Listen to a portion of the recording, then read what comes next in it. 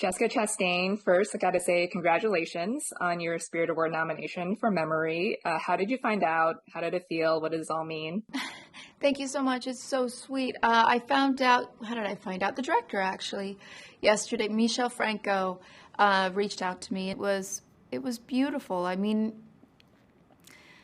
I don't know. I love this film so much because it really is the spirit of independent cinema. We made it for, I think, $2.5 million in New York City, and it was really the most incredible, tiny little community of people who told this story that I don't think could have been made within a studio system. So to have an acknowledgement from that organization really is an acknowledgement for our film, and I'm so happy and grateful. Mm-hmm. I love this movie so much. I feel like if you just read the log line of this man following this woman home from a reunion, and then it turns out she has sexual abuse in her past, and she thinks it's him. It sounds really dark, and maybe it's like, I don't know, she wants like revenge or something, but it's actually a movie about healing and these two people coming together, these two broken people coming together. So what was your reaction when you first read the script? I had the same reaction as you. I read it, and as soon as it got to the park bench scene, which I love the writing of that scene, I was very excited as an actor to get to it. But then I thought, oh, wait a minute. Okay, I know what this movie must be. It was written in the aftermath of the Me Too movement, so it must be some comeuppance, this revenge drama, and we're going to see a lot of pain inflicted, because also it's a Michel Franco film, and you know that he can get quite dark in his filmmaking. And then it didn't go in that direction, and that was confusing to me. And then I thought at some point, it's gonna be a thriller. We're gonna find out, like, oh, maybe he is somehow involved towards the end. And that didn't happen either. And I was so pleased that his writing, which it is in all of his films, was devoid of any kind of cliche or anything that you would imagine would be happening in a story like this. And I was incredibly moved that it was about healing. It was about this woman who really at the end of the film, she's in such a different place than she is when we first meet her. Mm-hmm. I love that confrontation scene in the park. Just the way it's shot. I mean, a lot of the shots in the film is just like a static frame of just people. The camera doesn't really move, but she is just kind of going after him, just attacking him, and he doesn't give her the response that she expects. And then it kind of rattles her a little bit. And so can you talk about like how you and Peter prepared for that scene and what you guys discussed? Yeah, all the preparation for this film was really kind of done in separate, it was in seclusion in some sense. So because I'm playing a character who's so closed off to life, it didn't make any sense to me to share my preparation with anyone. I worked really hard on creating the memories for her and understanding who she was when she arrives. But all these secrets that I had about her past, there was no way I was going to share it with anyone, because Sylvia's not the kind of person who's open to sharing those things with anyone. So it really fed scenes like the park bench scene. And when I got there, we didn't really rehearse the scene. We just kind of like, okay, this is where it's going to be. And we started rolling the camera. And I was so excited as the actor, but also as Sylvia, to finally get this moment. I mean, her whole life, she's waited to become Victor. She's ready, she's out for blood. She wants to hurt someone the way that she's been hurt, and she wants to win. And so before, I was so ready, like a cat with a mouse. Even the beginning of the scene, it's like, like she's taking almost joy in what's about to happen. And then because his response is so completely different than what she ever imagined, it's so different than what I ever imagined Peter would do, I was completely at a loss by the end of the scene. And you can feel this frustration and these hot tears, and like almost like she goes from feeling so powerful and so strong to like fragile and vulnerable again. And that is so upsetting to her at the end of the scene. It's quite shocking and destabilizing. And all of that comes when you have a director who really allows two actors to be in the frame at the same time and capture of what is going to be unknown, right? Captures what happens between the two of them. Mm-hmm. And then, yeah, I love when she goes back to find him, like she has to, she must. But do you think like after she, unloads on him and then she gets, a couple minutes to cool off, like she feels freer now, like she did get to have like get that off her chest, and then she can now like maybe forge this bond with him because he very much lives in the present because he has dementia and she was stuck in the past for so long because of this trauma. I don't think she feels freer in that moment. I think because it really, that moment, of course she goes to get him because if he's telling the truth, she's really just abandoned someone helpless in the woods. And that's not the kind of person she is. I mean, she is someone who goes downstairs to check on him when he's been outside in the rain all night. She is a good human being. She's a social worker. She takes care of people. So even though she hasn't been taken care of in her life, she really thinks of others, even when they may be unredeemable in her mind. What it does, I think, is it sends her on a spiral. I mean, right after that scene, she goes into a depression. She can't really get out of bed, and her daughter starts to try to take care of her, and her sister shows up. I think it's this idea that she thought, finally, I'm going to get my revenge. Finally, someone's going to look at me and they're going to apologize, because her whole life, no one's apologized for what's happened to her. And it doesn't happen. And I think that just sends her into a spiral of sadness. Mm-hmm. And I think, so much, she has such a complicated, to put it mildly, relationship with her mother too. And, like she feels like judged by her mother. Her mother never believed her. And it seems like Saul doesn't judge Sylvia at all. Like, he doesn't know anything.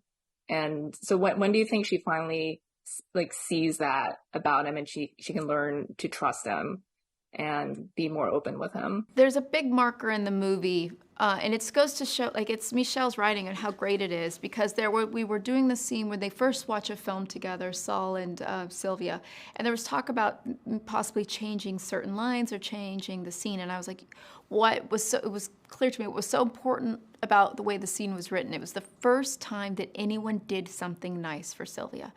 And they're watching the movie and she says, "Are you enjoying the film?" And he goes, "I can't really watch movies." And she says, "Well, why are we watching it then?" And he says, "Because you wanted to." And she's never been around anyone who's like, "Oh, you just want to do something for me because of me?" And that for her is a huge changing point in how she views Sal. Mm-hmm. Yeah, because she was like, and it clicked for her that like, he doesn't remember what happened in the parts that she missed either. Exactly. Yeah. Towards the end, there's the confrontation scene with her mom. I love that scene so much too. And also again, like the way it was shot, because like Jessica Harper plays her mom and she's a frail, tiny woman. I've never met her, but she definitely appears that way. But in the scene, she like is like lording over you, and she seems so big, and it's also because you're just like dying in the chair. And what was it like shooting that scene? Miserable. That was a miserable, miserable, miserable day of shooting. I mean, Jessica Harper is such a brilliant actress, and I love her in Suspiria. I don't, know if you saw her in the original Suspiria. She's great. I mean, just everything about that scene, how it developed, every take. We don't do continuity because each take is one shot, so you don't have to match anything. But every take, it kind of evolves. So Michelle started moving the camera, and then I realized he had moved it to a place where Jessica, is wearing this red sweater, and she keeps standing in between me and the camera. So she keeps erasing Sylvia from the scene over and over again by just how she's stepping in front of Sylvia and then shows her again.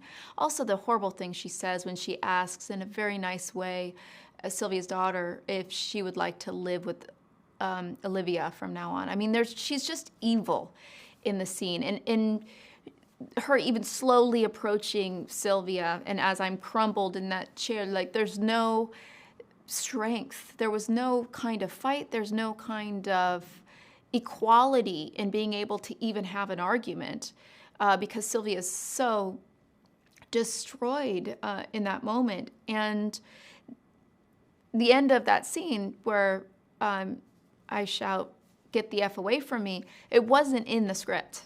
In fact, it Oh. was just supposed to be Sylvia was just like completely annihilated in that scene, and Merritt starts to realize it and try to protect her sister in some way. But Jessica's energy was so strong, and she kept getting closer to me, and she was looming over me. I was going to kill her. I really felt like I was going to kill her. And the look on when she jumps, because I mean, I think she was probably scared because she felt, I was like, I'm done. I can't be near you anymore. I mean, she's a genius in that scene, but it was hell. It did feel very, very raw. And then it goes into, you know, Sylvia and like her breakdown in the tub scene, just yeah. But I love the again complicated relationship between Olivia and Sylvia as well, because you feel like Sylvia, you know, while like her sister does all these like nice things for her, like she does feel betrayed by her because Olivia never stood up for her. Yep. There's also an interesting thing. I mean, between siblings, especially when someone has been an addict, even if there are secrets, even if Olivia has her own guilt, Merritt is such a brilliant actress that every time we shot in chronological order of this movie, and every time I was in a scene with her, I just felt over and over again that the character of Olivia, she thinks she's so much better than me. She thinks I'm trash. She thinks I'm just like this worthless trash. And it made me feel so much shame. Anytime, like as nice as she was to me, but also it's very complicated. I mean, the reason it's there is because Olivia has guilt and she has secrets. And she doesn't want to be controlled by the guilt she has for Sylvia. So she's always looming over like Sylvia is ruined. Sylvia's a broken person. I'm stuck with having to try to help her all the time. But I felt that every single, those were the most devastating scenes for me, as nice as she was to my character. It just, every time I saw her, I just felt like a worthless human being. Mm-hmm. And I also love the parallel too with Saul and his brother Isaac, and like, you know, like his brother also betrays him in a way, you know, I think like, you know, he shut off his credit cards and everything. So, and it's like, that's like another connection between them as well. It's like these siblings, like they're helping you, but not really helping you. Yeah, it's the power of like who's in control. You know, can it really be a loving relationship if it lacks equality? Mm-hmm. And like you said, this was a very tiny film, and I know you did your own hair and you shopped at Target for your clothes. So how did you approach that? Like, what did you envision Sylvia wearing and what her look was? I really, it was important to me that Sylvia wears clothes that doesn't bring any attention to her and any attention to her body, any idea that she's even a woman. You know, I bought men's shoes and kind of unisex clothing. I thought very much about when does Sylvia have her hair down in the movie, when is it up? Most of the time it's up and not, but certain times she puts it down. At the reunion, she puts her hair down because she's trying in some sense to please Olivia. You know, in Olivia, she's not going to change her clothes. She's not going to put on a dress or anything, but she knows if she looks like she made some kind of effort, and that's just like letting her hair not be in a top knot or whatever, Olivia's going to give her a little bit of a break. Then she wears her hair down again in the park scene because she's trying to trap Saul. And the last time he saw her, her hair was down. So like there's every choice I've made in terms of costumes and physicality, even as small as like having the hair down, it's so thought about in the storytelling aspect. The end of the movie, her wearing jeans, we've never seen Sylvia wear jeans throughout the film. And then towards the end, when she starts to really try to feel like a normal human being and start an intimate relationship, you see her to start to wear clothes that aren't as terrified of her body. Like if they show like an outline of her body. All of that is, again, so carefully constructed by I think clothes and costumes and hair and makeup is a huge part of telling a story and of finding the character. Yeah, for sure. Because it's like a rebirth for her. Because Saul is, you know, he can see her as someone new because he doesn't really know anything about her and doesn't remember anything either because he wasn't there. Yeah. I love how New York is also such a character in the movie, and you know, I feel like a lot of these the scenes just seemed like really like real, like you were saying, like a subway coming in. I was like, that just seems like it was just like, you know, a real train coming in. So can you talk about like shooting in New York and Brooklyn and especially your apartment and the tire shop, I think that's like right outside. Yeah, no, exactly. They found Michel's so interesting. He went and found a place that Sylvia lived in. What he first did is did the research. How much money do the employees of the adult daycare center make? What can she afford rent-wise? Okay, this is for budget. I can't go to a place, an apartment that is any more expensive than this in terms of like how she would live. So he found an apartment, and what he does is he'll go in, whether it be Saul's house or Sylvia's house, he'll go in, he sees the location, he likes the location. Oh, this apartment is above this tire shop. It's interesting visually. And then he goes in and he could change a couple things, but he doesn't take the furniture out and then restage it. He goes into each location and says, could my character live here?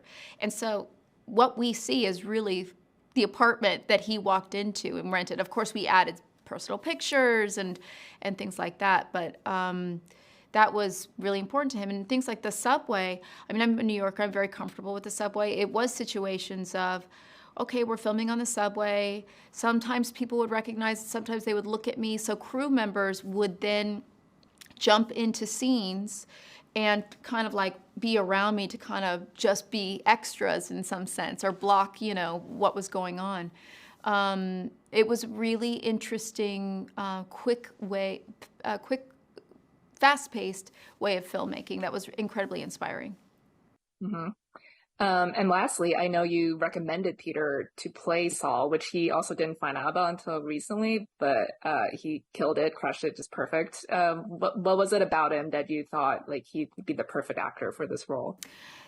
I'm so lucky to be an actor because I love what I get to do, but it all stems from me loving the industry and loving cinema. And I have watched so much of Peter's work. I remember seeing him in Boys Don't Cry and Shattered Glass and just thinking, how is this the same person? And it was very clear to me he was an actor who wasn't taking scripts and stories to serve him and his vanity. He would alter who he was and the characters he was playing to serve the story. He was always there in service of the story and the filmmaker. And I find that to be really, and the other actors, that's an incredibly inspiring thing to be around. I've worked with Mike Shannon, who's also very much like that. And I've worked with many people where they don't come from a vanity place. They're like, how can we work together to tell this story?